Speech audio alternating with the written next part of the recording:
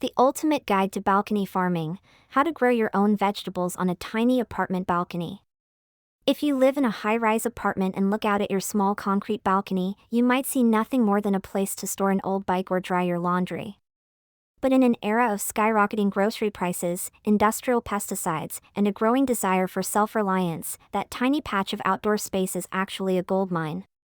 You do not need acres of rural land, a greenhouse, or even a backyard to harvest your own fresh, organic food. This comprehensive guide breaks down the science and practical logistics of micro-urban homesteading.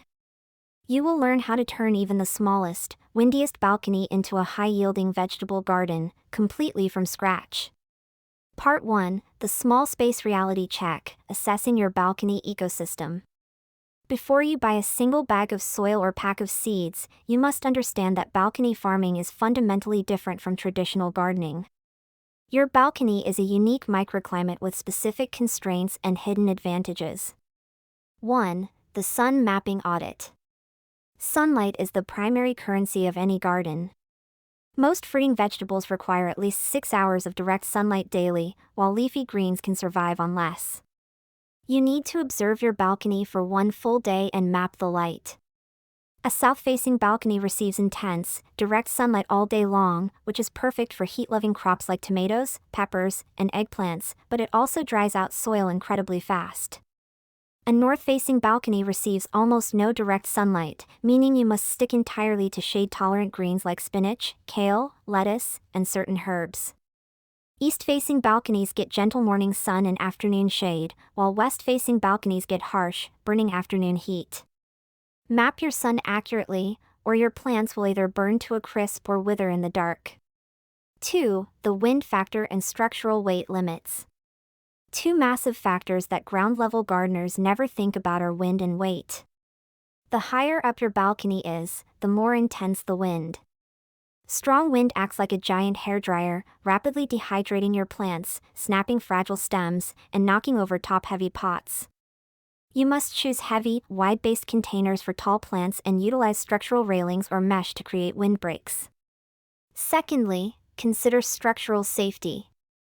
Wet soil, heavy ceramic pots, and mature plants add up to significant weight. Always check your building guidelines and opt for lightweight modern containers like fabric grow bags or high-density plastic rather than heavy terracotta or concrete pots. Part 2: The Essential Balcony Gear: Soil, Containers, and Water. To succeed in a confined space, you must create an ideal root environment. Because your plants cannot send their roots deep into the earth to find water and nutrients, they rely 100% on what you provide inside their pots. 1. Never use earth or garden soil. The absolute biggest mistake beginner balcony farmers make is digging up dirt from a local park or using cheap backyard garden soil. True earth is packed with clay, which compacts tightly when placed inside a plastic container. It turns into a brick, suffocating plant roots and preventing water drainage. Instead, you must use a high-quality, lightweight potting mix. Potting mixes are completely soilless, typically composed of peat moss, coconut coir, perlite, and vermiculite. This structure ensures the mix remains fluffy, retains moisture efficiently, and leaves plenty of tiny air pockets for roots to breathe. 2. Choosing the right containers: the power of fabric grow bags. Traditional plastic pots work fine, but if you want to maximize your yield, switch to fabric grow bags. Fabric bags allow air to penetrate the soil from all sides. When a plant root reaches the edge of a plastic pot, it starts circling the perimeter, eventually becoming root-bound and stressed. When a root reaches the edge of a fabric bag, it is exposed to air and naturally stops growing, a process called air-pruning. This forces the plant to constantly generate a massive, highly efficient network of fibrous feeder roots inside the bag, resulting in explosive growth and higher vegetable yields. 3. The apartment watering dilemma. Balcony pots dry out much faster than ground soil, especially during peak summer. You will need to water your plants daily, sometimes twice a day. Since you likely do not have an outdoor hose bib on an apartment balcony, you will be carrying a watering can back and forth from your kitchen sink. To prevent muddy water from draining out of your pots and dripping onto your downstairs neighbor's balcony, always use deep saucers under every single container. Alternatively, invest in self-watering planters, which feature a reservoir at the bottom that allows plants to drink from the roots upward via capillary action. Part 3. The best high-yield vegetables for small spaces.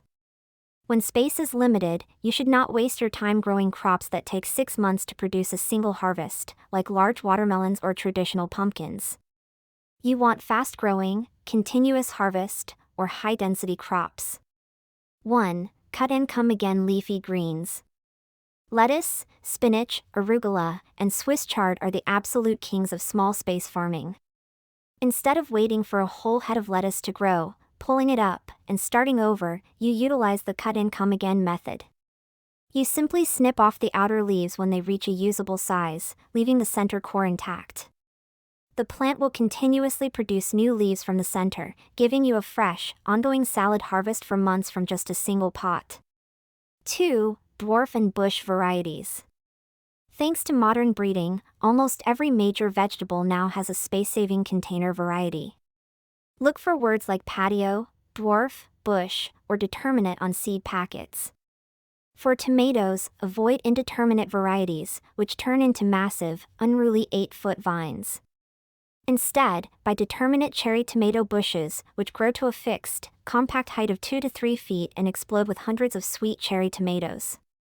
The same applies to cucumbers and zucchini. Look for bush varieties that sit neatly in a corner rather than trailing across your entire floor space. 3. The culinary herb powerhouse. If you want the highest financial return on your investment, fill a vertical wall planter with culinary herbs like basil, rosemary, thyme, mint, and cilantro. Store-bought fresh herbs are incredibly expensive and spoil within days. A single healthy basil plant on your balcony costs pennies to maintain and will provide you with gourmet ingredients all season long. Always keep mint in its own isolated pot, as its aggressive root system will quickly choke out and kill any other plant nearby. Part 4. Vertical farming and maximizing every square inch. When you run out of horizontal floor space on a tiny balcony, the only way to go is up. Vertical gardening allows you to triple your growing area without taking up a single extra inch of floor space. 1. Trellising and climbing crops. Plants like pole beans, sugar snap peas, and vining berries naturally want to climb. Position a sturdy wooden or metal trellis against your balcony wall, or attach vertical netting to your balcony railings. By training these plants to climb vertically, you leave the floor clear for your heavy pots of tomatoes and peppers. 2. Railing planters and wall pockets. Utilize the perimeter of your balcony by installing sturdy over-the-rail planters. These sit safely on top of your balcony railings, facing inward or outward, and are ideal for shallow root crops like strawberries and radishes. Additionally, you can hang felt pocket planters directly onto your brick or concrete apartment walls. These pockets act like a vertical grid of tiny soil pots, perfect for a massive, living herb wall. Part 5. Nutrition, pest control, and long-term success. Because balcony plants live in an isolated container environment, they completely exhaust the nutrients in their potting mix within 4 to 6 weeks. To keep them producing food, you must feed them regularly. 1. Organic liquid feeding. Avoid harsh synthetic chemical fertilizers, which can easily build up toxic salts inside a container and burn your plant roots. Instead, use an organic liquid seaweed or fish emulsion fertilizer once every 2 weeks.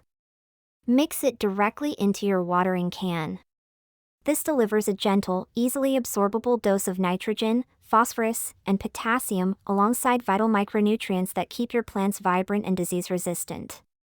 2. Managing pests on a high-rise. You might think that being on the 10th floor protects you from bugs, but pests like aphids, spider mites, and whiteflies are light enough to be carried up by updrafts and wind currents. Worse yet, beneficial predatory insects like ladybugs rarely travel up to high-rise balconies naturally. If you notice a pest outbreak, do not spray chemical pesticides on food you intend to eat. Instead, make a natural spray by mixing 1 tablespoon of organic neem oil and a few drops of mild dish soap into a quart of warm water.